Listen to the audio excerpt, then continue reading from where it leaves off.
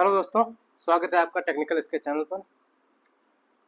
जैसा कि हम लोग कर रहे हैं सॉइल मैकेनिक्स, तो सॉइल मैकेनिक्स के हम लोगों ने 6 वीडियो कंप्लीट कर लिए हैं, मतलब 12 टॉपिक हम लोगों ने कंप्लीट कर लिए हैं।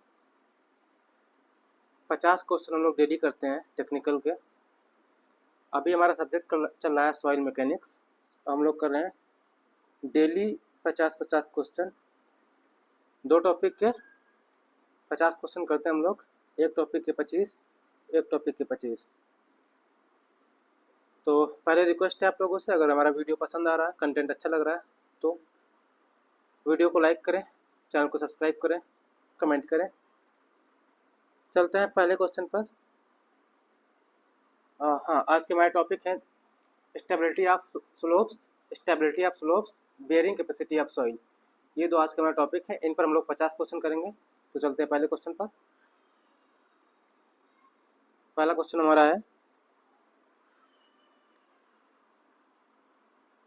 हमारा है the stability of A slope depends mainly on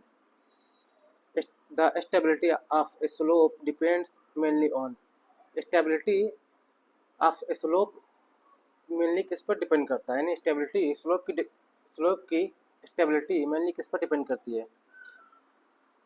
तो स्लोप स्टेबिलिटी पूरी तरह सॉइल की शियर स्ट्रेंथ पर डिपेंड करती है। तो स्लोप स्टेबिलिटी पूरी तरह सॉइल की शियर स्ट्रेंथ पर डिपेंड करती है, यानी ऑप्शन हमारा ए सही है। Option A is correct. चलते हैं अगले सवाल पर। टो फेलियर जनरली किसमें होता है। तो टो फेलियर सैलो डेप्थ पर और ग्रेनुलर सॉइल में होता है। टो फेलियर सैलो डेप्थ पर और ग्रेनुलर सॉइल में होता है। ऑप्शन हमारा ए सही है। सैलो डेप्थ पर और कोहेशनलेस सॉइल में, सैलो स्लोप्स ऑफ कोहेशनलेस सॉइल पर हमारा टो फेलियर होता है। Option A is correct. Option A हमारा सही है। चलते हैं अगले सवाल पर। क्वेश्चन नंबर 3 हमारा है infinite slope is defined as. Infinite slope को कैसे डिफाइन करते हैं। तो इनफाइनाइट स्लोप का मतलब होता है लेंथ इनफाइनाइट और डेप्थ फाइनाइट होती है।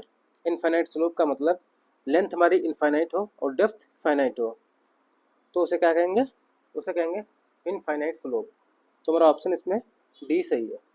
Slope extended infinitely in length but finite depth, यानी डेप्थ निश्चित होती है और स्लोप हमारी अनिश्चित होती है, इनडेफिनिट होती है। तो ऑप्शन हमारा डी सही है। Option D is correct. चलते हैं अगले सवाल पर। क्वेश्चन नंबर 4 हमारा है Taylor's stability number is defined as. Taylor's stability number को किस रूप में डिफाइन किया जाता है। तो टेलर्स स्टेबिलिटी नंबर को हम डिफाइन करते हैं ns upon ns। Taylor's stability number ns is equal to c upon gamma h, यानी ratio of shear strength to ratio of cohesion to unit weight and height of slope. Taylor's stability number का formula होता है हमारा ns is equal to c upon gamma h। c क्या है, c हमारा cohesion है और गामा यूनिट वेट है, h हाइट ऑफ स्लोप है। तो ratio of cohesion to unit weight and height of slope. Option हमारा बी सही है। Taylor's stability number is defined as ratio of cohesion to unit weight and height of slope. Option B is correct. चलते हैं अगले सवाल पर। Question number 5 है हमारा for slope stability analysis Swedish circle method is based on. Slope stability analysis के लिए Swedish circle method किस पर बेस्ड होता है। तो स्वेडिश सर्किल मेथड में slope failure surface circular assume किया जाता है। क्या स्वेडिश सर्किल मेथड में सर्कुलर स्लिप सरफेस एज्यूम किया जाता है। क्या सर्कुलर स्लिप सरफेस, यानी slope failure surface circular assume किया जाता है। ऑप्शन हमारा बी सही है। Option B is correct. Swedish circle method में स्लोप स्टेबिलिटी एनालिसिस के लिए सर्कुलर स्लिप सरफेस एज्यूम किया जाता है। ऑप्शन हमारा बी सही है।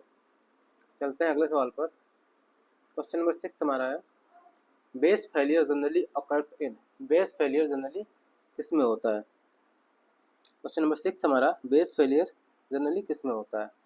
तो base failure deep soft clay में होता है। क्यों? क्योंकि सीयर प्लेन टो से नीचे से गुजरती है इसलिए। तो सॉफ्ट क्ले में विद डीप स्लोप में हमारा बेस फेलियर होता है। Soft clay with deep slope, option हमारा ए सही है। Soft clay with deep slope में हमारा बेस फेलियर होता है। बेस फेलियर होता है, होता क्यों है? क्योंकि सीयर प्लेन टो नीचे से गुजरती है इसलिए। चलते हैं अगले सवाल पर। क्वेश्चन नंबर 7 हमारा, the critical height of slope is proportional to. Critical height of slope किसके प्रोपोर्शनल होती है? क्वेश्चन नंबर 7 है। तो क्रिटिकल हाइट फंक्शन होती है सी और फाई दोनों का, यानी कोहेशन और एंगल ऑफ फ्रैक्शन दोनों के। तो क्रिटिकल हाइट स्लोप फंक्शन होती है कोहेशन और एंगल ऑफ फ्रिक्शन दोनों का। तो क्रिटिकल हाइट दोनों पर डिपेंड करती है, कोहेशन पर भी और एंगल ऑफ फ्रिक्शन पर भी। तो बोथ पर हमारा क्रिटिकल हाइट डिपेंड करती है। क्रिटिकल हाइट ऑफ स्लोप दोनों पर डिपेंड करती है, किस पे? Both cohesion and angle of friction पे। ऑप्शन हमारा सी सही है, ऑप्शन सी इज करेक्ट। चलते हैं अगले सवाल पर। क्वेश्चन नंबर 8 हमारा है, factor of safety against slope failure is given by ratio of. Slope failure के अगेंस्ट फैक्टर ऑफ सेफ्टी किस रेशियो में दी जाती है? उसका रेशियो क्या होता है? तो फैक्टर ऑफ सेफ्टी का रेशियो होता है हमारा resisting shear strength upon mobilised shear stress. Resisting shear strength upon mobilised shear stress, यानी shear strength upon shear stress के रूप में हमारा रेशियो होता है। Shear strength upon shear stress, option हमारा ए सही है, option A is correct. Shear strength upon shear stress, option A is correct. चलते हैं अगले सवाल पर। क्वेश्चन नंबर 9 हमारा है, which of the following slope failure is most common in purely cohesive soils. Purely cohesive soils में most common slope failure कौन सा होता है? तो कोहेसिव सॉइल्स में यानी प्योर क्ले सॉइल्स में बेस फेलियर ज़्यादा देखा जाता है। प्योरली कोहेसिव सॉइल्स में बेस फेलियर मोस्टली देखने को मिलता है। तो ऑप्शन हमारा बी सही है, बेस फेलियर देखने को मिलता है प्योरली क्ले कोहेसिव सॉइल्स में, प्योरली कोहेसिव सॉइल्स में, ऑप्शन बी इज करेक्ट। चलते हैं अगले सवाल पर। क्वेश्चन नंबर 10 हमारा, Taylor's stability number is used to determine. Taylor's stability number क्या डिटरमाइन करने के लिए यूज किया जाता है? तो टेलर्स स्टेबिलिटी नंबर स्लोप का सेफ हाइट निकालने का काम आता है। क्या? Safe height of slope. Taylor's stability number use किया जाता है हमारा सेफ हाइट ऑफ स्लोप निकालने के लिए। सेफ हाइट ऑफ स्लोप निकालने के लिए टेलर्स स्टेबिलिटी नंबर का यूज किया जाता है। ऑप्शन हमारा बी सही है, option B is correct, option B is correct. चलते हैं अगले सवाल पर। क्वेश्चन नंबर 11 हमारा है, in Swedish circle method the slip surface is assumed as. Swedish circle method में स्लिप सरफेस को कैसा अज्यूम किया जाता है? तो स्वेडिश सर्किल मेथड में स्लिप सरफेस को सर्कुलर अज्यूम किया जाता है। सर्कुलर स्लिप सरफेस अज्यूम किया जाता है। कैसा? सर्कुलर। ऑप्शन हमारा बी सही है, option B is correct, option B is correct. चलते हैं अगले सवाल पर। क्वेश्चन नंबर 12 हमारा है, when slope angle equals angle of repose the slope is said to be. अगर जब हमारा स्लोप एंगल ऑफ रिपोज के बराबर होता है तो उसे क्या कहते हैं? जब हमारा स्लोप एंगल ऑफ रिपोज के बराबर हो जाता है तो उसे स्लोप क्रिटिकल कंडीशन कहा जाता है। क्या होता है? क्रिटिकल कंडीशन है, स्लोप क्रिटिकल कंडीशन कहा जाता है। तो ऑप्शन हमारा बी सही है, said to be critical, option B is correct, option B is correct. चलते हैं अगले सवाल पर। क्वेश्चन नंबर 13 हमारा है, in toe failure the failure surface passes. Toe failure में फेलियर सरफेस कहाँ से पास होता है? तो टो फेलियर में स्लिप सरफेस टो के नीचे से निकलता है, यानी below the toe. In in toe failure में फेलियर सरफेस कहाँ से पास होता है? बिलो द टो के नीचे से पास होता है। ऑप्शन हमारा बी सही है, ऑप्शन बी इज करेक्ट। चलते हैं अगले सवाल पर। क्वेश्चन नंबर 14 हमारा है base failure occurs when. Base failure कब डेवलप होता है? क्वेश्चन नंबर 14 हमारा है बेस फेलियर कब डेवलप होता है? तो बेस फेलियर तब होता है जब टो के नीचे का सॉइल वीक होता है। बेस फेलियर कब होता है? जब टो के नीचे का सॉइल वीक होता है। Soil below toe is weak, soil below toe is weak, तो बेस फेलियर होता है हमारा। Option B is correct, option B हमारा सही है। अगला सवाल है हमारा क्वेश्चन नंबर 15 है for infinite slope in cohesionless soil factor of safety depends on. Infinite slope in cohesionless soil के लिए फैक्टर ऑफ सेफ्टी किस पर डिपेंड करता है? तो फैक्टर ऑफ सेफ्टी डिपेंड करता है हमारा एंगल ऑफ फ्रिक्शन पर ओनली। किस पर? एंगल ऑफ फ्रिक्शन पर ओनली। इनफाइनाइट स्लोप के लिए सी जीरो होता है, यानी कोहेशन जीरो होता है। इस कंडीशन में factor of safety depends only angle of friction. Option हमारा बी सही है, option B is correct, option B हमारा सही है। 15 का बी इज करेक्ट। चलते हैं अगले सवाल पर। क्वेश्चन नंबर 16 हमारा the slope become unstable when. हमारा स्लोप कब अनस्टेबल हो जाता है? तो स्लोप हमारा अनस्टेबल हो जाता है जब मोबिलाइज्ड शियर स्ट्रेस सॉइल की शियर स्ट्रेंथ से ज़्यादा हो जाए, तो स्लोप फेल हो जाता है। यानी जब हमारा शियर स्ट्रेंथ से ज़्यादा हो जाती है तो हमारा सॉइल अनस्टेबल हो जाता है, यानी स्लोप अनस्टेबल हो जाता है। तो शियर स्ट्रेस ज़्यादा होने पर, शियर स्ट्रेंथ कम होने पर स्लोप बिकम्स अनस्टेबल। ऑप्शन हमारा ए सही है, ऑप्शन ए इज करेक्ट। जब हमारा शियर स्ट्रेंथ से ज़्यादा हो जाता है तो हमारा स्लोप अनस्टेबल हो जाता है। चलते हैं अगले सवाल पर। The concept of stability number was given by. Stability number का कॉन्सेप्ट किसके द्वारा दिया गया है? तो स्टेबिलिटी नंबर का कॉन्सेप्ट टेलर ने दिया था। Concept of stability number was given by Taylor.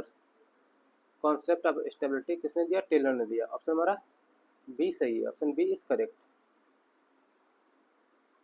अगला क्वेश्चन हमारा the factor of safety against slope failure is generally taken as.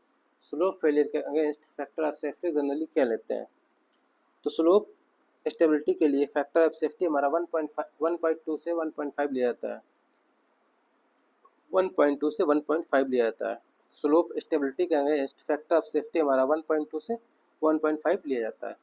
Option B is correct, option B हमारा सही है। चलते हैं अगले सवाल पर। क्वेश्चन नंबर 19 हमारा है which type of slope failure occurs in very soft clay with large height of slope. Soft clay हो, लार्ज हाइट ऑफ स्लोप हो, तो उसमें किस टाइप का स्लोप फेलियर डेवलप होता है? तो large height soft clay slope में बेस फेलियर होता है। क्या होता है? बेस फेलियर होता है। अगर हाइट हमारी ज़्यादा है, सॉफ्ट क्ले, तो हमारा बेस फेलियर होता है, बेस फेलियर होता है। हो जाओ।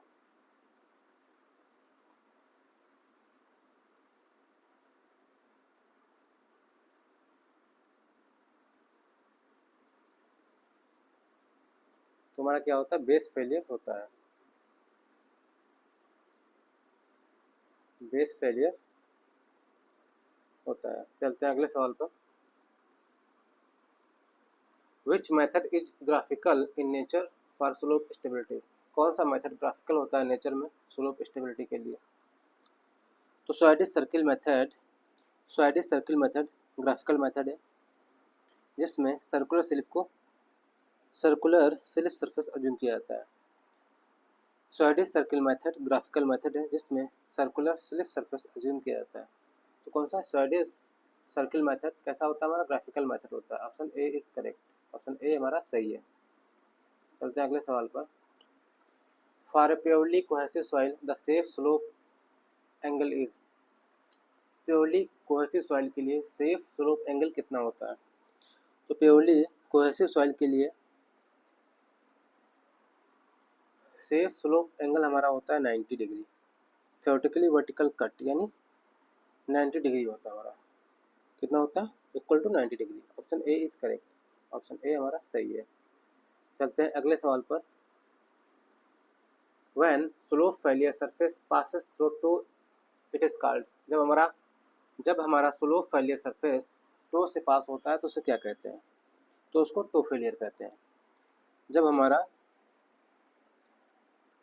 स्लोप फेलियर सरफेस टो से पास होता है तो उसे टो फेलियर कहते हैं। ऑप्शन बी हमारा सही है। Option B is correct. चलते हैं अगले सवाल पर। क्वेश्चन नंबर 23 हमारा, the most critical condition of slope occurs when. Most critical condition कब डेवलप होती है? मोस्ट क्रिटिकल कंडीशन जब डेवलप होती है जब फैक्टर ऑफ सेफ्टी हमारा 1 हो जाता है।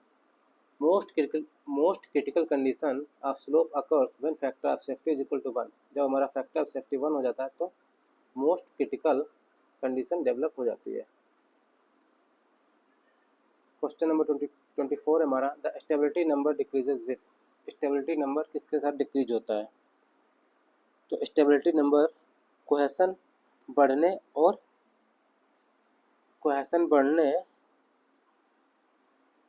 और गामा बढ़ने से डिक्रीज होता है। कोहेशन बढ़ने और गामा घटने से, यानी यूनिट वेट घटने से और कोहेशन बढ़ने से हमारा स्टेबिलिटी नंबर डिक्रीज होता है। तो ऑप्शन हमारा डी सही है। ऑप्शन डी सही है। Option D is correct. जब हमारा कोहेशन इंक्रीज होता है और यूनिट वेट डिक्रीज होता है तब हमारा स्टेबिलिटी नंबर डिक्रीज होता है। ऑप्शन डी हमारा सही है। अगला क्वेश्चन हमारा, infinite slope are mainly found in. Infinite slope mainly किस में पाया जाता है? तो इनफाइनाइट स्लोप नेचुरल हिल्स और इम्बैंकमेंट्स में देखे जाते हैं। नेचुरल हिल्स और इम्बैंकमेंट्स में देखे जाते हैं, यानी अर्थ डैम और इम्बैंकमेंट में देखे जाते हैं। Infinite slope are mainly found in earth dams and embankments. Option A हमारा सही है। Option A is correct. Option A is correct. चलते हैं अगले सवाल पर।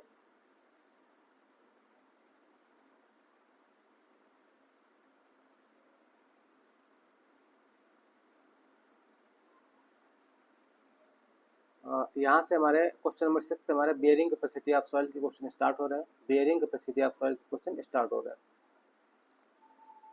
क्वेश्चन नंबर 26 हमारा,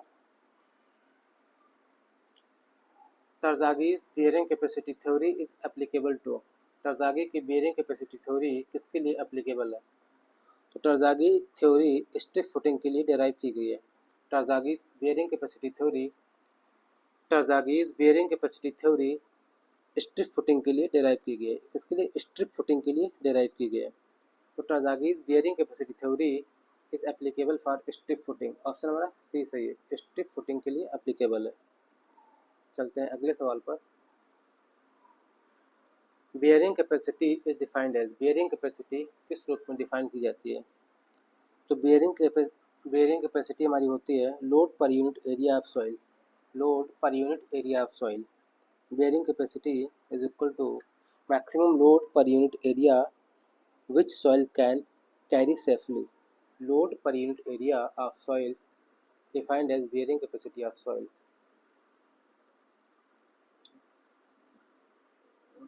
Bearing capacity of soil.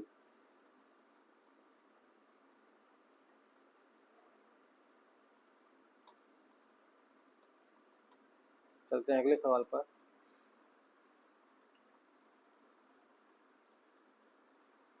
The ultimate bearing capacity is the ultimate bearing capacity is the। तो ultimate bearing capacity का मतलब होता है मैक्सिमम सेफ प्रेशर यानी maximum pressure soil can resist before failure. the ultimate bearing capacity is that maximum pressure soil can resist before failure, यानी वह maximum pressure जिसको soil fail होने से पहले रजिस्ट कर सकती है, सो फेल होने के पहले तक रजिस्ट कर सकती है। Option A is correct, option A हमारा सही है, ऑप्शन ए इज करेक्ट। चलते हैं अगले सवाल पर। Net safe bearing capacity is obtain by, net safe bearing capacity is obtain by, किसके थ्रू ऑप्टेन करते हैं? तो net safe bearing capacity is equal to होता है हमारा अल्टीमेट माइनस ओवरबर्डन प्रेशर, यानी subtracting overburden from ultimate, ultimate में से ओवरबर्डन प्रेशर में माइनस कर देंगे तो हमारी वो नेट सेफ बेयरिंग कैपेसिटी प्राप्त हो जाएगी। तो subtracting overburden from ultimate capacity में से हम लोग ओवरबर्डन को माइनस कर देंगे तो हमें नेट सेफ बेयरिंग कैपेसिटी प्राप्त हो जाएगी। तो ऑप्शन बी हमारा सही है, ऑप्शन बी इज करेक्ट। चलते हैं अगले सवाल पर। The factors N C N Q N Y are called, factor N C N Q N Y या एन गामा नॉट वाई, तो factor N C N Q N gamma are called, इनको क्या कहते हैं? तो ये सब बेयरिंग कैपेसिटी फैक्टर्स हैं, N C N Q N gamma सब बेयरिंग कैपेसिटी फैक्टर्स हैं, डिपेंड करते हैं ऑन फाई पर। ऑप्शन हमारा सी सही, बेयरिंग कैपेसिटी फैक्टर्स हैं सब, ऑप्शन सी इज करेक्ट। चलते हैं अगले सवाल पर। Which of the following reduces bearing capacity, इनमें से कौन बेयरिंग कैपेसिटी को रिड्यूस कर देता है? तो high water table bearing capacity को रिड्यूस करता है। वाटर टेबल बढ़ने से इफेक्टिव स्ट्रेस घटता है, जब इफेक्टिव स्ट्रेस घटता है तो हमारी बेयरिंग कैपेसिटी कम हो जाती है। वाटर टेबल बढ़ने से इफेक्टिव स्ट्रेस डिक्रीज होता है, इफेक्टिव स्ट्रेस के डिक्रीज होने से हमारी बेयरिंग कैपेसिटी रिड्यूस हो जाती है। तो ऑप्शन हमारा ए सही है, option A is correct, A is correct. चलते हैं अगले सवाल पर। In Terzaghi's bearing capacity theory shear failure surface are assumed as, Terzaghi की बेयरिंग कैपेसिटी थ्योरी में शियर फेलियर सरफेस को कैसे अज्यूम किया गया है?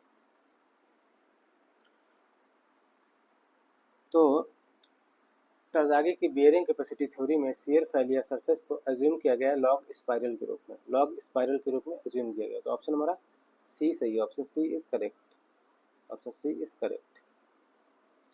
चलते हैं अगले सवाल पर। The ultimate bearing capacity of soil increases with, ultimate bearing capacity increase होती है कब? तो अल्टीमेट बेयरिंग कैपेसिटी डेप्थ बढ़ने से सरचार्ज बढ़ता है, जिससे बेयरिंग कैपेसिटी इंक्रीज होती है। तो इंक्रीज इन फुटिंग डेप्थ बढ़ने से ultimate bearing capacity of soil increase होती है। तो ऑप्शन हमारा बी सही है, ultimate bearing capacity of soil increases in footing depth, increases with increase in footing depth. Option B is correct, option B हमारा सही है, option B is correct, option B is correct. चलते हैं अगले सवाल पर। The plate load test is use for determining, plate load test क्या determine करने के लिए यूज किया जाता है? प्लेट लोड टेस्ट क्या डिटरमाइन करने के लिए यूज किया जाता है? तो प्लेट लोड टेस्ट सेटलमेंट और सेफ बेयरिंग कैपेसिटी डिटरमाइन करने के लिए यूज किया जाता है। Plate load test is use for determining settlement and bearing capacity, option हमारा बी सही है, option B is correct, option B is correct. चलते हैं अगले सवाल पर। स्टैंडर्ड पेनिट्रेशन टेस्ट यानी SPT test gives an indication of, SPT test इसका इंडिकेशन देता है? तो एसपीटी टेस्ट बेयरिंग कैपेसिटी बताता है, एसपीटी टेस्ट यानी standard penetration test bearing capacity बताता है। ऑप्शन हमारा ए सही है, एसपीटी टेस्ट बेयरिंग कैपेसिटी बताता है, ऑप्शन ए इज करेक्ट। चलते हैं अगले सवाल पर। कोन पेनिट्रेशन टेस्ट यानी सीपीटी टेस्ट डायरेक्टली गिव्स, तो एसपीटी क्या दे रहा था? एसपीटी में बेयरिंग कैपेसिटी बता रहा था, एसपीटी बेयरिंग कैपेसिटी बता रहा था। सीपीटी भी बेयरिंग कैपेसिटी बताता है। सीपीटी में कौन रेजिस्टेंस से डायरेक्ट बेयरिंग कैपेसिटी मिलती है? एसपीटी और सीपीटी दोनों बेयरिंग कैपेसिटी बताते हैं। तो हमारा 36 का आंसर हमारा ए सही है। Answer A is correct. चलते हैं अगले सवाल पर। Which IS code is related to plate load test? Plate load test से कौन सा IS कोड रिलेट करता है? तो IS 1888 code plate load test को डिफाइन करता है। IS 1888 प्लेट लोड टेस्ट से रिलेट करता है। क्वेश्चन नंबर 38 हमारा, the water table affects bearing capacity by reducing. Water table क्या रिड्यूस करके बेयरिंग कैपेसिटी को अफेक्ट करता है? तो वाटर टेबल जब हमारी राइज होती है तो पोर प्रेशर भी राइज होता है और इफेक्टिव स्ट्रेस रिड्यूस होती है, जिससे हमारी बेयरिंग कैपेसिटी कम हो जाती है। तो वाटर टेबल हमारी राइज होकर क्या करती है? इफेक्टिव स्ट्रेस को कम कर देती है। इफेक्टिव स्ट्रेस कम होता है तो हमारी बेयरिंग कैपेसिटी भी कम हो जाती है। तो हमारा ऑप्शन सी सही है। Option C is correct. Option C is correct. Option C is correct. चलते हैं अगले सवाल पर। Terzaghi's theory is valid for. Terzaghi theory किसके लिए वैलिड होती है? तो टरज़ागी थ्योरी जनरली कैसी कोहेसिव और एंगल ऑफ रिपोज टाइप की सॉइल के लिए वैलिड होती है। सॉइल विद C5 सॉइल के लिए हमारा टरज़ागी थ्योरी वैलिड होती है। C5 सॉइल के लिए हमारी टरज़ागी थ्योरी वैलिड होती है। ऑप्शन हमारा ए सही है। Option A is correct. अगला क्वेश्चन हमारा क्वेश्चन नंबर 40 है, effect of shape of footing is accounted by. Effect of shape of footing is accounted by. तो शेप फैक्टर फुटिंग शेप का इफेक्ट कंसिडर करता है। तो शेप फैक्टर फुटिंग शेप का effect consider करता है। तो हम ऑप्शन बी सही है। शेप फैक्टर क्या करता है? कंसिडर करता है शेप फुटिंग के इफेक्ट को। ऑप्शन नंबर बी सही है। Option B is correct. Option B is correct. चलते हैं अगले सवाल पर। Which test is more reliable for sandy soils. Sandy soils के लिए कौन सा टेस्ट मोर रिलायबल होता है? यानी सैंडी सॉइल्स के लिए कौन सा टेस्ट ज़्यादा रिलायबल होता है? तो एसपीटी टेस्ट सैंडी सॉइल के लिए ज़्यादा रिलायबल होता है। SPT test is more reliable for sandy soils. Option हमारा ए सही है। Option A is correct. Question number 42 है हमारा, which test is more reliable for clayey soils. Clayey soil के लिए कौन सा टेस्ट ज़्यादा रिलायबल होता है? तो क्लेई सॉइल के लिए हमारा सीपीटी टेस्ट ज़्यादा रिलायबल होता है। यानी कौन पेनिट्रेशन टेस्ट सॉफ्ट क्लेज में एक्यूरेट रेजिस्टेंस देता है, एक्यूरेट टेस्ट देता है। कौन पेनिट्रेशन रेजिस्टेंस सॉफ्ट क्लेज में एक्यूरेट देता है? तो सीपीटी हमारा क्वेश्चन नंबर 42 है। सीपीटी हमारा रिलायबल होता है क्ले के लिए। देखो इसमें एक ट्रिक है, सीपीटी में सी फॉर क्ले और उसमें एसपीटी में एस फॉर सैंड। एसपीटी किसके लिए? सैंड के लिए ज़्यादा रिलायबल होता है। और सीपीटी सी माने क्ले, मतलब होता तो कौन है, लेकिन याद करने के लिए हम लोग याद कर सकते हैं सी फॉर क्ले और एस फॉर सैंड। तो CPT is more reliable for clayey soils. चलते हैं अगले सवाल पर। Gross bearing capacity is equal to. Gross bearing capacity का फार्मूला पूछ रहा है, या ग्रॉस बेयरिंग कैपेसिटी किसके बराबर होता है?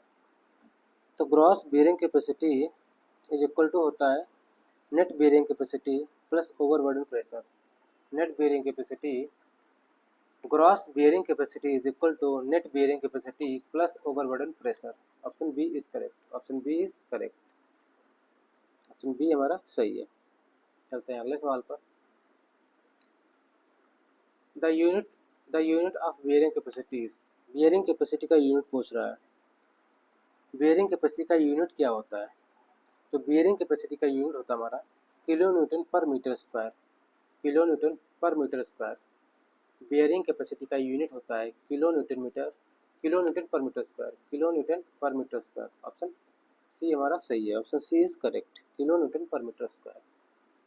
अगला सवाल हमारा, which one is an in situ test, इनमें से कौन सा एक इन सीटू टेस्ट है?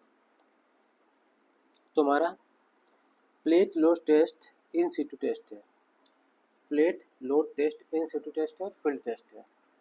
Plate load test in situ test है, और which one is an in situ test, plate load test और फील्ड टेस्ट भी है। चलते हैं अगले सवाल पर। The factor of safety for bearing capacity is usually taken as, factor of safety क्या लेते हैं बेयरिंग कैपेसिटी के लिए? तो बेयरिंग कैपेसिटी के लिए क्वेश्चन नंबर 46 हमारा, बेयरिंग कैपेसिटी डिज़ाइन में फैक्टर ऑफ सेफ्टी 2.5 से 3 लिया जाता है। बेयरिंग कैपेसिटी डिज़ाइन में फैक्टर ऑफ सेफ्टी 2.5 से 3 लिया जाता है, 2.5 to 3 लिया जाता है, 2.5 से 3 लिया जाता है। ऑप्शन हमारा बी सही है, ऑप्शन बी इज करेक्ट। चलते हैं अगले सवाल पर। Allowable bearing pressure is equal to, allowable bearing pressure किसके इक्वल होता है? तो allowable bearing pressure is equal to होता है हमारा net ultimate load upon factor of safety, net ultimate load upon factor of safety. Option हमारा सी सही है, option C is correct, option C is correct. Question number 47 का answer हमारा C सही है। चलते हैं अगले सवाल पर। टरज़ागीज बेयरिंग कैपेसिटी थ्योरी अज्यूम्स, टरज़ागी की बेयरिंग कैपेसिटी थ्योरी क्या एज्यूम करती है? तो टरज़ागी बेयरिंग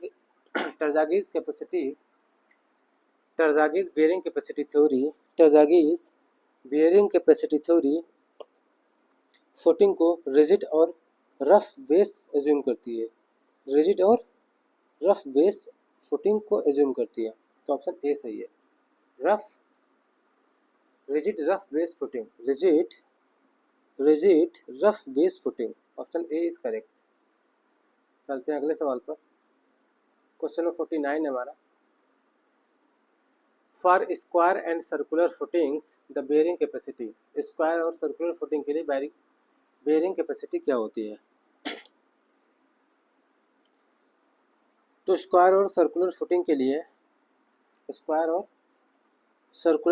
लिए कैपेसिटी स्टिफ फुटिंग से ज़्यादा होती है। क्या होती है? स्टिफ फुटिंग से ज़्यादा होती है। Square and circular footings, for square and circular footings the bearing capacity is more than stiff footings, stiff footing से ज़्यादा होती है बेयरिंग कैपेसिटी। तो ऑप्शन हमारा ए सही है, more than stiff footing, option A is correct. आज ये टिक कितना गलत क्यों लग जा रहा है हमसे? 49 का ऑप्शन ए हमारा सही है। चलते हैं लास्ट क्वेश्चन पर। आज का लास्ट क्वेश्चन हमारा है, which of the following factors does not affect bearing capacity, कौन सा इनमें से कौन सा फैक्टर है जो बेयरिंग कैपेसिटी को अफेक्ट नहीं करता है? तो शेप ऑफ फुटिंग अफेक्ट करता है, डेप्थ भी अफेक्ट करती है, वाटर टेबल भी अफेक्ट करती है, लेकिन कलर ऑफ सॉइल से कोई मतलब नहीं है, ये किसी भी प्रकार से बेयरिंग कैपेसिटी को अफेक्ट नहीं करता। तो ऑप्शन हमारा डी सही है, option D is correct, colour of soil से कोई मतलब नहीं होता है, ऑप्शन डी इज करेक्ट। तो खत्म होते हैं यहाँ पर हमारे आज के 50 क्वेश्चन। अगर आप लोग को कंटेंट पसंद आ रहा हो, वीडियो अच्छा लग रहा हो, तो चैनल को सब्सक्राइब करें, वीडियो को लाइक करें। अगर किसी सवाल में कोई डाउट है तो कमेंट करें, नहीं भी डाउट है तो एक अच्छा सा कमेंट कर दें, उससे हमें हिम्मत मिलती है, हमारा मनोबल बढ़ता है। बने रहिए हमारे साथ एग्ज़ाम तक। हम लोग ऐसे ही डेली अच्छे क्वेश्चन करते रहेंगे, बनाएंगे एक कॉन्फिडेंस एग्ज़ाम के लिए। तो मिलेंगे कल फिर से नए क्वेश्चन के साथ, फिर से नए 50 क्वेश्चन के साथ। तब तक के लिए धन्यवाद।